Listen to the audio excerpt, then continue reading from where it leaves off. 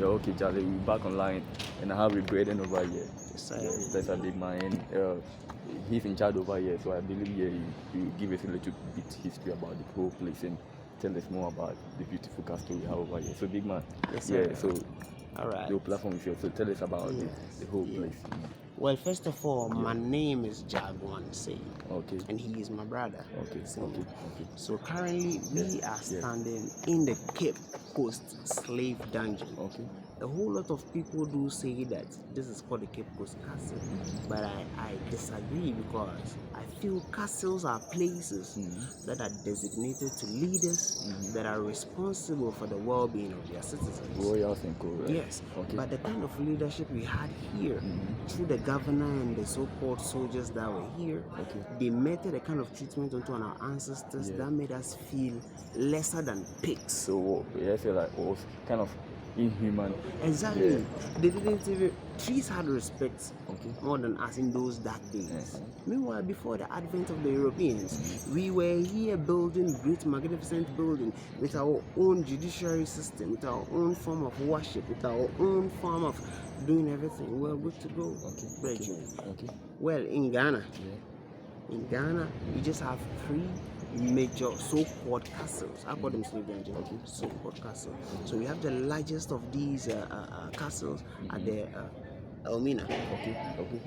The second largest is in Christianborg, or Sukasa, that is in Accra.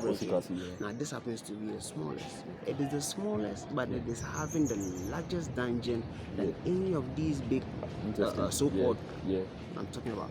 Why? Because this place was made, was built specifically for slave trade.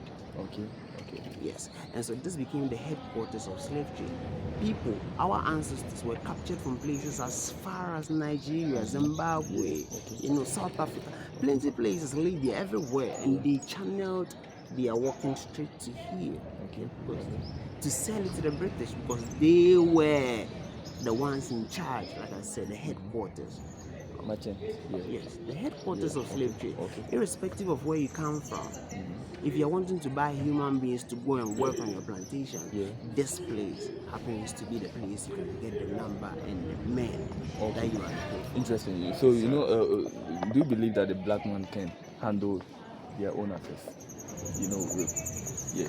Yes. Do you actually believe the black man can handle its own affairs? Because, this slavery trade and all these things is because they think that the black man can handle things around here. So that's why we see things going up and down. So do you actually believe the black man is capable of handling its own affairs? Because if truly the black man is capable of handling its own affairs, the black man doesn't need any help from other people. We can actually do things by our own, build our own nation, educate our own people. So do you believe that you can actually do that? Well, thank you. So, the black man was managing his affairs before the advent of the Europeans. Just like I just made mention of certain institutions like the judiciary system. We had everything going, but the black man was strictly submissive to nature. Submissive to nature. And everything that we did here on this land called Kebula, which they've actually changed it to Africa today, was positive. We were managing our own affairs. Look, Africa had so much gold to the extent that everybody was rich. Especially in gold coast. Everybody was rich. And so there is no need for you to come and beg from somebody to eat. Because we take the gold from here to the places like, let's say, Burkina, where they had to dig. And so they cherished that kind of materials we had. A clear example goes to Mansa Musa, the man who went on a pilgrimage to Mecca because he was converted into Christian from Mali, Mansa Musa. And history tells us that Mansa Musa traveled from Mali straight to Saudi Arabia, and every town he passed, he devalued the money of gold or the importance of gold. He was so rich, the richest man in the world. Even up to now, nobody has ever been able to break that record. So if you're to buy, let's say, one blade in gold, they measure it by blades. So if you measure one blade of gold here too, currently like a 500 cedis estimatedly. In those times, when he enters your town, just passing through to Mecca, he gives you more than 1,000 blocks of gold. Not to the king, but to the people. And he minted gold coins. So as he's walking, he throws the gold coins away. Imagine. Well, we are in Ghana today. We are spending cedis. Cedis, I think, is made up of a metal that people are. Exactly. Imagine you are having a currency that is just 10 pesos, but it is gold. It is gold. So the material itself is very valuable. I'm telling you, Virgin, we've been able to manage our own affairs since creation, and we were peaceful. Look. Every invention the black man will make, not today, but in those days, before this so-called barbaric civilizations came to be, we were using everything from nature. We never produced things to destroy the ozone layer. It was natural, something that you will be using, but you will not be getting side effects. So we actually cut off so many things. We had a kingship, and the people actually saw our kings as divinities, people who has direct contact with God. And so when you're having a problem, you want to seek the creator, then you have to go through the king. Without the king, you have to go through the priest, of which today is very funny. When we watch movies, and these fetish priests are being painted as evil. Come on, I've talked with some people, and when we got downstairs, of which we are going to show you, Brethren, when they got there, they were scared, and I tell them straightforward, I feel this place to be more safer than the church. Okay, interesting. So, what is the biggest problem of the black man? The biggest problem? What do you think is the biggest problem in the black man? We don't believe in ourselves.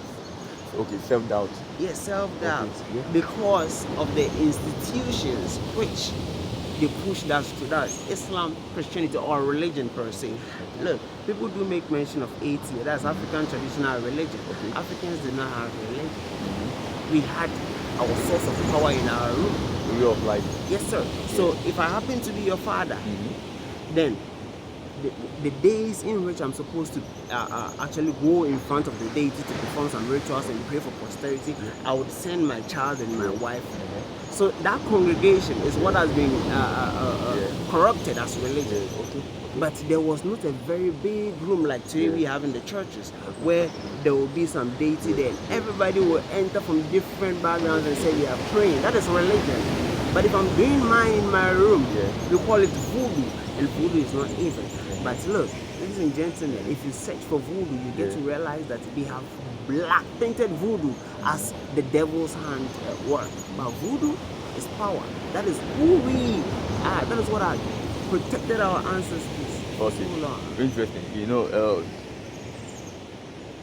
voodoo isn't bad. You just said it right now. Yes, sir. And I appreciate that. You know, sometimes they have taken our way of life and made us to accept that our own ways are bad. Why they take it from us? Yes. You know, and now I'm glad that Braden out here has finally said it, that voodoo isn't bad. It's our way of life. We Africans, it's our way of life. Yeah, but the perception around it, that people try to paint it all around, that's the problem. Yeah, so let's keep back to our old ways of doing things, right? Exactly. Yeah, so let's embrace who we are as one people and keep and always try to acknowledge our ancestors, because say you can't demonize your own ancestors and try to worship the white man. God, no, or whoever they were worshiping. No. So you have to acknowledge those who fought for you, your ancestors here. When you pray to them. Yeah, you acknowledge them, their greatness. Yeah, all these things possible because of our ancestors. For real. Yeah. They sacrifice so much for us. Their blood and toil and everything. So Big Man, let's take it to around. Okay, so let's head to the male slave dungeon. Okay. But I'm sure you've seen the cannons here. Okay. Ladies and gentlemen. Yeah. These cannons were brought here by British. or people from Europe. Okay. And look, ironically, this was not brought to kill any African power. Okay. I will pause here. When we get upstairs, I'm going to tell you what this is for. Let's proceed to the music. Big man. I appreciate it. Yes, sir.